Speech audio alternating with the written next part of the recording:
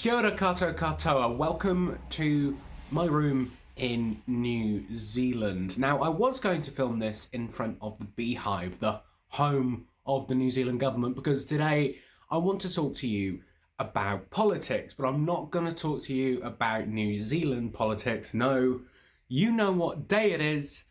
I'm going to be talking to you about US and therefore global politics. The US general election has been going on for a long time, and I can't remember a time where there wasn't campaigning for this election. And I've been following it the entire time with great interest, which, as you might imagine, has caused some anxiety.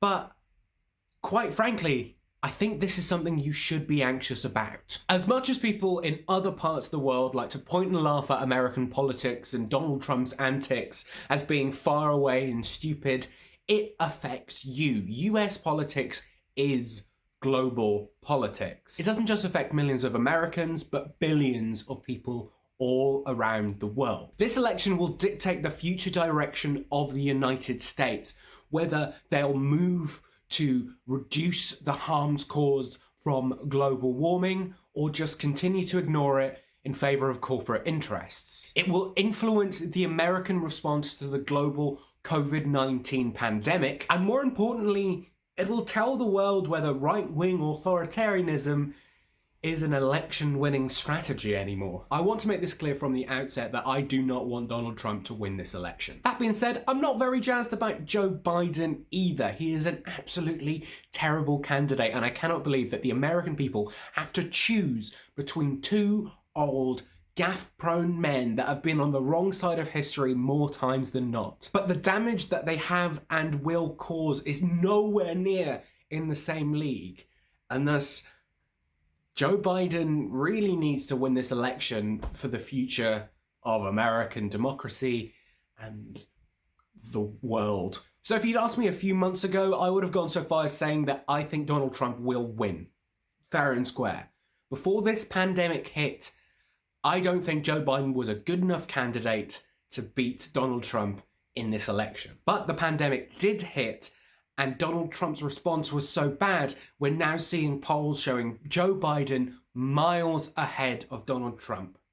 But remember, kids, polls aren't always right. But these bad polls are why Donald Trump and his cronies in the grand old party have been planting seeds to try to steal this election.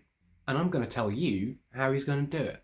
So, Donald Trump's problem is that he's broadly unpopular and more people seem to prefer his opponent than him. Of course, Donald Trump has the ego of a giant, ugly New York skyscraper, so he can't admit this. It's fake news. I'm Mr. Popular. Everyone loves me. I graduated at top of my class in popularity school. And let me tell you, the crowd at that graduation ceremony was the biggest of all time. The fact that he can't admit this makes it kind of hard for Donald Trump and the Republican Party to try and boost his popularity. So instead of concentrating on trying to get more votes for Donald Trump, they're going to try and get less votes for the opponent. Now, voter disenfranchisement isn't new for the GOP. They've been doing this stuff for years. Voter ID laws and refusing to make the election a public holiday really affects the ability for working class and people of colour to get to the polls on election day to actually cast their ballot.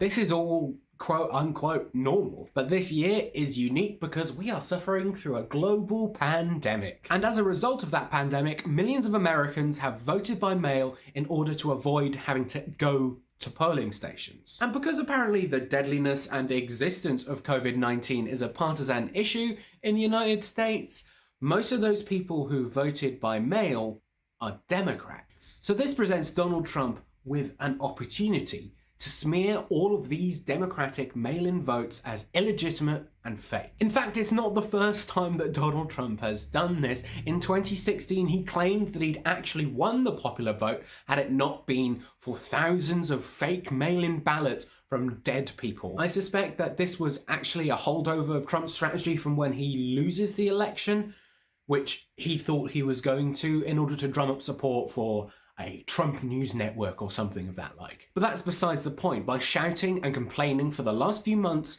about this, Donald Trump has planted the seed in millions of Americans' heads that mail-in votes are not as legitimate as on-the-day ballot box votes. And the reason that he's focusing on these election day votes is because, assuming that most of the people who are going to vote for Biden have voted by mail, most of those who are going to vote by Trump will be voting today. And because many states have laws meaning they can't open mail-in ballots until election day, this will look like it really benefits Donald Trump in terms of election day numbers. In fact, assuming that I get this video out on time, it might look like Donald Trump is in the lead right now. And because there's pressure on news organizations to make election night the thing, the place where you see results, they might be tempted to start calling winners, despite the fact that most of the votes still haven't been counted. And I want to make this clear, this is perfectly normal. They do this every election, and it's normally fine. Most people vote in person, and those votes are counted pretty fast. You've got a pretty good idea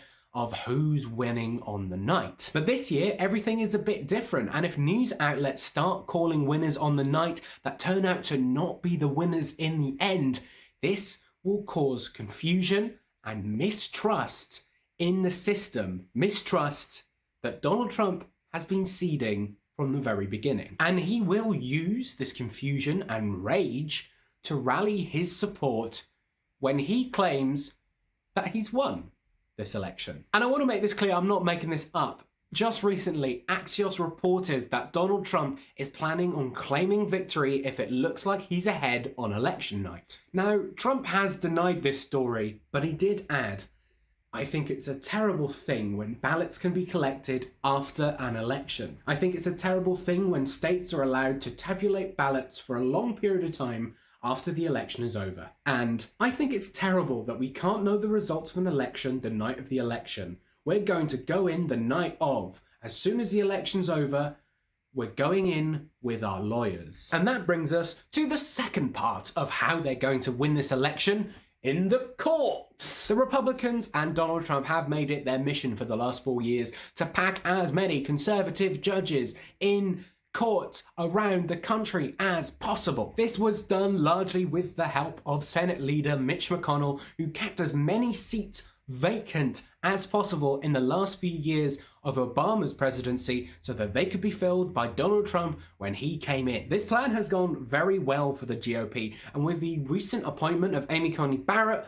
to the Supreme Court, there's now a conservative majority on that court for the first time in a generation. When Republicans challenge the legitimacy of thousands of mail-in votes, the courts could rule with them and dismiss the opinions of a large section of the American electorate. And they don't even really need a good reason for this. It could be through weird technicalities or just partisan nonsense. In fact, this has actually already started. This weekend, it was reported in the Texas Tribune that Republicans have gone to state and federal court to challenge over 120,000 ballots cast at drive-in polling places in Harris County, one of the most democratic counties in Texas. And this might become a familiar story over the next few days and weeks. Don't be surprised if this starts getting ugly, not unlike the 2000 election between Bush and Gore. Saying all that, I'm filming this before we get any results from this election, and I could be entirely wrong. For all I know, there will be an obvious landslide for Joe Biden on the night, one that makes it almost impossible for Donald Trump to claim victory. And hey, I hope that's the case, and I hope there can be a peaceful transition of power. But if that's not the case, don't be surprised. This video is the first in a series of videos I'm going to be making this month in aid of Movember. As you can see, I have a terrible mustache which I'm sporting in order to raise money for Movember to stop men from dying young, be that through cancers or suicide. Right now is a stressful time for everyone, so I hope you can join me in making a difference by donating to my Movember fund. I will see you later in this month, probably not with a political video again, unless things get really interesting, then I might not be able to control myself.